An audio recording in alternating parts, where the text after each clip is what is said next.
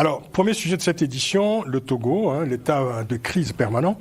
Un épisode de plus dans l'histoire tumultueuse de ce pays, de la vie politique au Togo. Et en avril dernier, je le disais, le parti au pouvoir a procédé à une modification de la Constitution. Et la nouvelle Constitution supprime de fait l'élection présidentielle au suffrage universel en instaurant un système parlementaire dirigé par un président du Conseil des ministres élu par l'Assemblée nationale.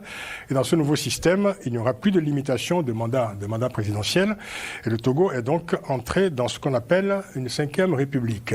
Alors, Frédéric Haïté, est-ce que j'ai résumé? Alors, est-ce que vous pouvez nous en dire davantage? Que s'est-il passé en avril dernier?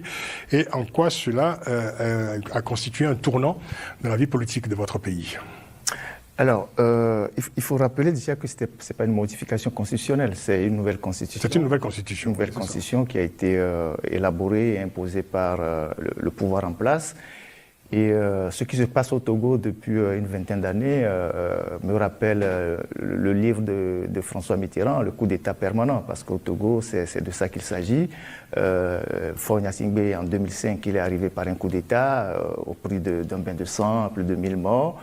Et puis ensuite, il a enchaîné les élections contestées, 2010, 2015 et 2020. Et l'élection de 2020 a laissé des traces, énormément de traces, et parce qu'il y a eu une dynamique portée par un archevêque, plus un ancien Premier ministre, qui ont décidé de lui faire une certaine guérilla sur le plan international. Et je pense que cet épisode-là a énormément marqué. Et dans sa tête, il s'est dit, je ne veux pas rééditer une nouvelle élection en 2025 pour avoir les mêmes résultats et les mêmes contestations. Il faut faire quelque chose. Bon, il faut supprimer le suffrage universel, il faut inventer une nouvelle constitution et faire croire à l'opinion internationale que le Togo veut essayer un nouveau régime, notamment le nouveau régime parlementaire. Et les arguments qui ont été avancés par les proches du pouvoir, c'est que les élections présidentielles coûtent excessivement cher, ça aboutit à des morts, à des contestations. Donc on supprime les élections. Alors, oui, normalement, ça devait être ça. Et donc, on aboutit à cette nouvelle constitution qui a été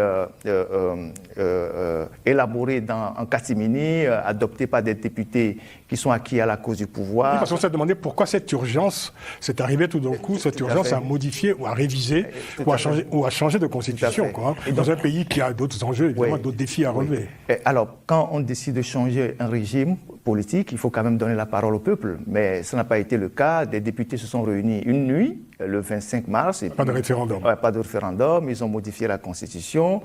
Et puis, ils ont introduit dans la nouvelle Constitution un certain nombre de dispositifs qui sont assez surprenants dans notre pays. Le président de la République est désormais une personnalité symbolique. Il n'a pas de pouvoir. Oui.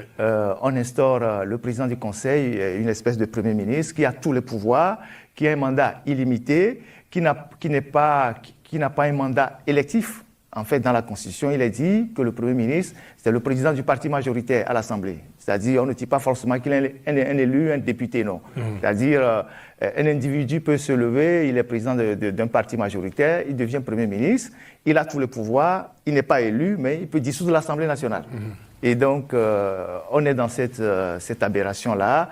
Mais ce qu'il faut retenir, c'est que 20 ans après son arrivée au pouvoir, Faure Gnassingbé ne veut pas lâcher, il veut rester à vie et il se donne les moyens pour rester au pouvoir le plus longtemps possible. Donc tout ce qui se passe là, c'est l'habillage juridique pour lui permettre de rester au pouvoir. Donc il n'y a plus de suffrage universel pour élire le président. Le président n'a plus de compte à rendre sur son bilan, puisque, comme vous le disiez, donc son rôle devient un rôle symbolique. Et puis ce qui est extraordinaire pour le Premier ministre, quand il vient à l'Assemblée, il se fait désigner, il n'y a pas de débat. On le choisit, il fait son discours et puis il s'en va. Est-ce que c'est abusif de parler d'une monarchisation du pouvoir? C'est pas abusif, parce que tout ce qu'on voit là, c'est des artifices pour consacrer un pouvoir à vie. Et quand on dit régime parlementaire, nous savons comment le régime parlementaire s'applique dans les pays de référence, comme l'Angleterre, l'Allemagne, l'Italie. Et on se retrouve sous les tropiques avec un individu qui aura tout le pouvoir, mais qui n'aura aucun mandat électif. Il faut dire que Faure Gnassingbé a succédé à son père. Il est donc aux commandes de l'État depuis 19 ans. Bientôt 20 ans, oui. Bientôt 20 ans. Mais son père a fait 38 ans. Alors si on fait un cumul évidemment du pouvoir de père en fils, on en est à peu près à 57 ans. Oui, ils sont à 57 ans et c'est le dernier régime le plus ancien aujourd'hui en Afrique de l'Ouest. Je ne sais pas si c'est en Afrique en général. En Afrique tout court. Oui, en Afrique tout court. Et qui se métamorphose et qui résiste au temps. Un commentaire, Alfred? Oui.